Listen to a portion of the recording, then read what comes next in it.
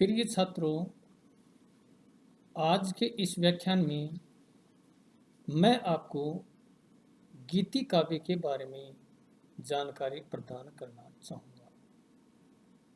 गीति काव्य यानी गीति काव्य क्या होता है और इसमें लक्षण क्या क्या हैं और हिंदी साहित्य में गीति काव्य कब से लिखा गया, तो मैं आपको बताना चाहूँगा कि हिंदी साहित्य के इतिहास में गीति काव्य थोड़े बहुत मात्रा में पहले भी लिखे गए थे, लेकिन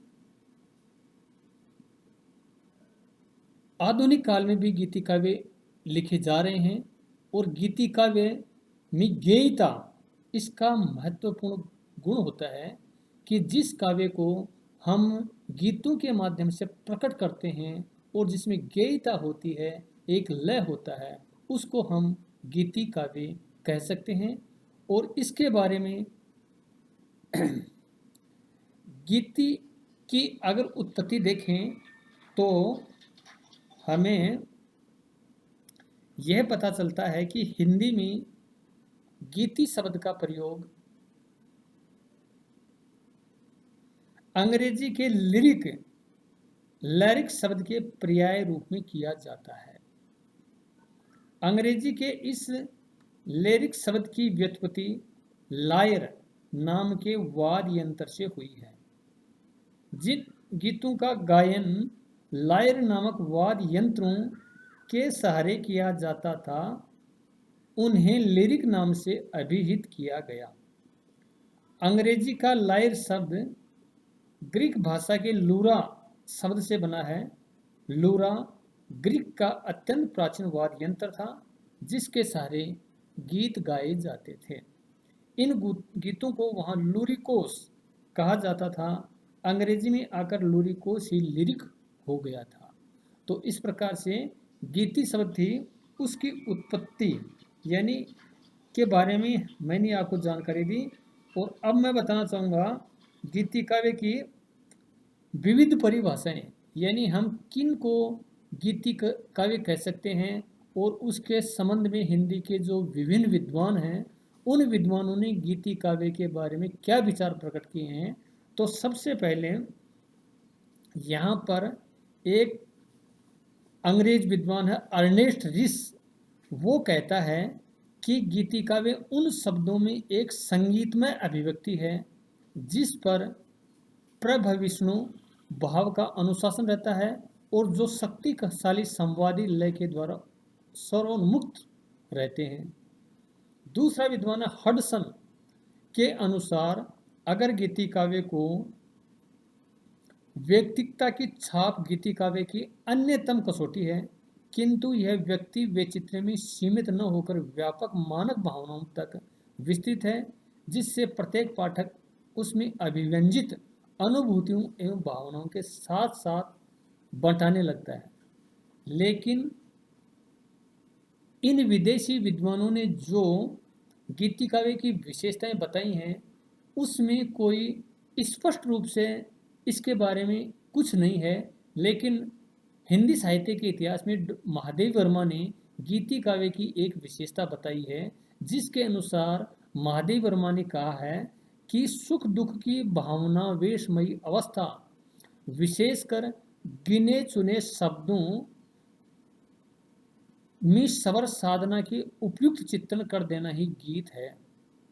साधारणतः गीत व्यक्तिगत सीमा में तीव्र सुख दुखात्मक अनुभूति का वह शब्द रूप है जो अपने ध्वन्यात्मकता में गेय हो सके, यानी गाने में जिसमें आवाज आए और गेय हो सके, वो गीत है। ये बात महादेव वर्मा ने कही है। और इसके तदंतर अगर हम डॉक्टर नगेंद्र को देखें तो डॉक्टर नगेंद्र ने भी गीति काव्य के संबंध में कहा है कि गीति काव्य की आत्मा है भाव, जो किसी प्रेरणा के भाव से दबकर एक साथ गीति में फूट निकलता है। स्वभाव से ही उसमें हार्दिकता का तत्व विद्यमान रहता है। उसमें एक प्रकार की एक सूत्रता तथा सुगठित एकता होती है जो समस्त कविता को अनुबंध किए रहती है। वह एक सख्त क्षणिक एवं तीव्र मनोयोग का परिणाम होती है। तो इस प्रकार गीति काव्य डॉक्टर नगेंद्र के शब्दों में इस प्रकार से हो सकता है। और अगर हम गीति काव्य के तत्व के बारे में देखें तो गीति काव्य में 6-7 तत्व देखने को मिलते हैं।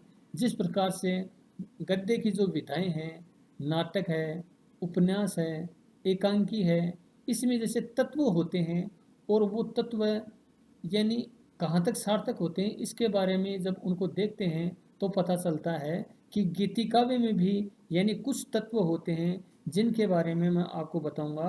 पहला इसका तत्व होता आत्माभिव्यक्ति, यानी आत्माभिव्यक्ति गीति काव्य का प्रकाशन आत्मानुभूति का ही परिणाम है।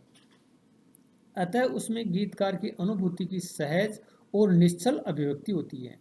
गीति में गीतिकार का संपूर्ण व्यक्तित्व प्रबल आवेगों के रूप में उजागर एवं साकार हो उठता है। कवि प्रसाद की इन पंक्तियों में उनके हृदय की वेदना अपने समग्रता के साथ प्रकट हो रही है। जैसे एक करुणा कलित हृदय में क्यों विकल रागनी बजती, क्यों हाहाकार सवरों में वेदना असीम गरजती। तो इस प्रकार से आत्माभिव्यक्ति की जो आवाज़ निकलती है और आत्माभूति के शब्दों को जब हम बांध देते हैं तो उसमें एक व्यक्ति के विचार से अनुभव होने लगते हैं। तो ऐसा मान सकते हैं कि इसमें आत्माभिव्यक्ति प्रकट होती है। दूसरा अगर देखें भाव प्रवणता, तो गीति का मूल स्रोत भाव प्रवणता है। वह सुख दुखात्मक अनुभूतियों का परिणाम है। इसमें भी उनका जन्म वेदना से विशेष रूप से होता है। जयशंकर प्रसाद इसलिए घनीभूत पीड़ा को आंसू में साकार करते हुए लिखा है। जो घनीभूत पीड़ा थी मस्तक में स्मृति सी छाई, दुर्दिन में आंसू बनकर वह आज बरसने आई। कवि पंत ने वियोग से गीति का जन्म मानते हुए लिखा है कि वियोगी होगा पहला कवि, आह से उपजा होगा ज्ञान, निकल कर आंखों से चुपचाप बही होगी कविता अनजान। तो इसी प्रकार अगर गीति काव्य का तीसरा तत्व देखें तो उसमें सौंदर्यमय कोमल कल्पना का समावेश किया होता है। जैसे गीति काव्य काव्य की संकल्पना अनुभूति है जिसे कवि अपनी कल्पना के संस्पर्श से और भी मार्मिक ढंग से व्यक्त करता है। वह रूप विधान, बिंब, प्रतीक, उपमान आदि के सारे अपनी कविता में अद्भुत सौंदर्य की सृष्टि करता है। गीतिकार अपनी सहज कल्पना शक्ति से उसकी अभिव्यक्ति से कलात्मकता का समावेश करके उसके स्वरूप को सौंदर्य में बना देता है। कवि हरिवंश राय बच्चन के गीत की ये पंक्तियाँ इस दृष्टि से बड़ी ही प्रसिद्ध हैं। जैसे अंतरिक्ष में आकुल अंतर, कभी इधर उड़ कभी उधर मुड़, पंथ नीड़ का खोज रहा है पिछड़ा पंछी एक अकेला। इसी प्रकार गेयिता भी गीति काव्य की एक प्रमुख विशेषता होती है और इसको ही हम लयात्मकता कहते हैं। जैसे गीत में कोई लय नहीं है, कोई गेयिता उसमें नहीं है तो वो गीत भी अच्छा नहीं होता। तो उसी प्रकार से गेयिता और लयात्मकता गीति काव्य के लिए बड़ा ही महत्वपूर्ण तत्व माना जाता है। जैसे गीति काव्य का गेयिता अपरिहार्य तत्व है। यदि गीत गुनगुनाया न जाए तो उसका गीति तत्व ही क्या। विद्यापति है, कबीर है, सूरदास है, तुलसीदास आदि के पद अपनी गेयता और लयात्मकता में बेजोड़ हैं। उनका विचार तत्व उनकी गेयता और लयात्मकता में खोकर सहृदय को आत्मविभोर कर देता है। यथा तुलसीदास जी का यह पद, जाग जाग जीव जड़ जो है जग जामिनी, देह नेह गेह जान जैसे घन दामिनी, सोवत सपने सहे संस्कृति संताप रे, बूढ़ो मृगवारी खायो जेबरी को सांप रे। इसी प्रकार से अगर अगली विशेषता देखें गीति काव्य में तो गीति काव्य की अगली विशेषता प्रवाहमयता, यानी भाव प्रवणता के कारण गीति काव्य में प्रवाहमयता आ जाती है। प्रवाहमयता गीति काव्य का प्राण तत्व है। कवि मैथिली शरण गुप्त का यह गीत अपनी प्रवाहमयता में बड़ा ही अच्छा है। देखो, दोनों ओर प्रेम पलता है, सखी पतंगा जो जलता ही है दीपक भी जलता है। यशोधरा का यह गीत भी अपने प्रवाह के कारण रसाद्र करने में सहज सक्षम है। जैसे आओ हे बनवासी, अब ग्रह भार नहीं सह सकती, देव तुम्हारी दासी, राहुल पलकर जैसे तैसे करने लगा प्रश्न, कुछ वैसे मैं अबोध उत्तर दूं कैसे, यह मेरा विश्वास है। इसी प्रकार अगर गीति काव्य की अगली विशेषता देखें तो आधार की संक्षिप्तता गीति काव्य में होनी चाहिए। ऐसा नहीं है कि गीति काव्य में गीता तो है लेकिन वो बहुत ही लंबा चौड़ा है और वो कई देर तक गाया जा सकता है, ऐसा भी नहीं हो सकता। गीति काव्य की संक्षिप्तता होती है, उसका एक छोटा रूप होता है। जैसे मान लीजिए गीति काव्य का आधार भाव की संक्षिप्तता है, अतः गीति काव्य में संक्षिप्तता होनी ही चाहिए। महादेव के गीत अपने भाव वेग से अन्य गीति उपादानों के साथ संक्षिप्तता के कारण अधिक मर्मस्पर्शी बन गए हैं। उनका विरह का जलजात जीवन गीत इसके उदाहरण स्वरूप प्रस्तुत किया जा सकता है। जैसे विरह का जलजात जीवन विरह का जलजात, वेदना में जन्म करुणा में मिला आवास, अश्रु चुनता दिवस इसका अश्रु गिनती रात, जीवन विरह का जलजात, आंसुओं का कोसूर दृग अश्रु का टकसाल, तरल जल कण से बने घन सा क्षणिक मृदुगात, जीवन विरह का जलजात।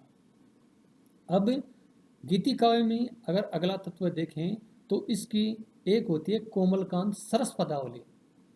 गीति काव्य में कोमल अनुभूतियों का चित्रण होता है, अतः भावों के अनुरूप ही इसमें कोमल तथा कांत पदों की योजना होनी चाहिए।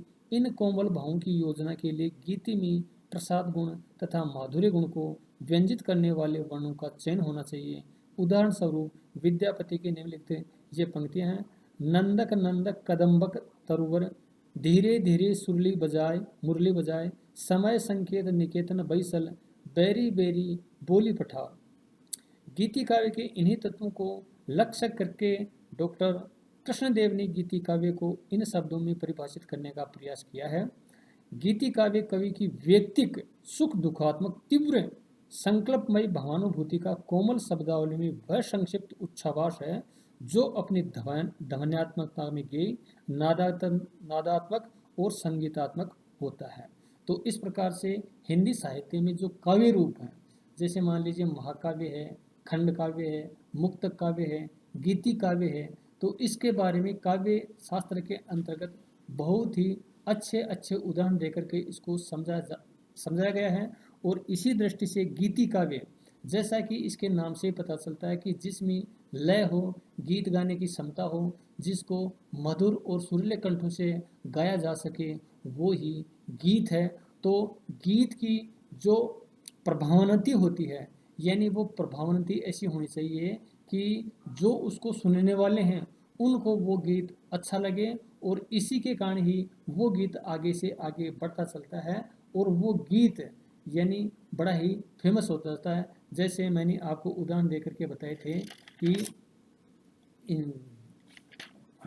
उसमें विद्यापति था, कबीरदास जी थे, सूरदास जी थे, तुलसीदास जी थे, आदि के जो पद हैं वो बड़े ही चाव के साथ में गाए जाते थे। और आज भी यानी तुलसीदास जी की जो चौपाई हैं वो लोगों के कंठों का हार है और लोगों के कंठों में आज भी विराजमान है। तो ऐसे पद होने चाहिए जो अपने प्रभावनति है, आधार की संक्षिप्तता है, गेयता है और लयात्मकता है, प्रवाहमयता है, सौंदर्य में कोमल कल्पना है, आदि को साथ लेकर के चले तो वो गीत बड़ा ही महत्वपूर्ण साबित हो सकता है। तो जो काव्य रूप हैं, काव्य रूपों में जो जैसे एक दिन मैंने आपको महाकाव्य के लक्ष्य बताए थे, एक दिन खंड काव्य के लक्ष्य बताए थे, और आज इसी क्रम में मैं आपको गीति काव्य में यानी गीति काव्य की कौन कौन सी विशेषताएं होती हैं, पाश्चात्य विद्वानों ने गीति काव्य के बारे में क्या कहा है, भारतीय विद्वानों ने गीति काव्य को किस रूप में प्रस्तुत किया है और गीति काव्य के कौन कौन से तत्व होते हैं, उसके बारे में मैंने आपको बताइए। तो प्यारे छात्रों, आज के इस व्याख्यान में इतना ही।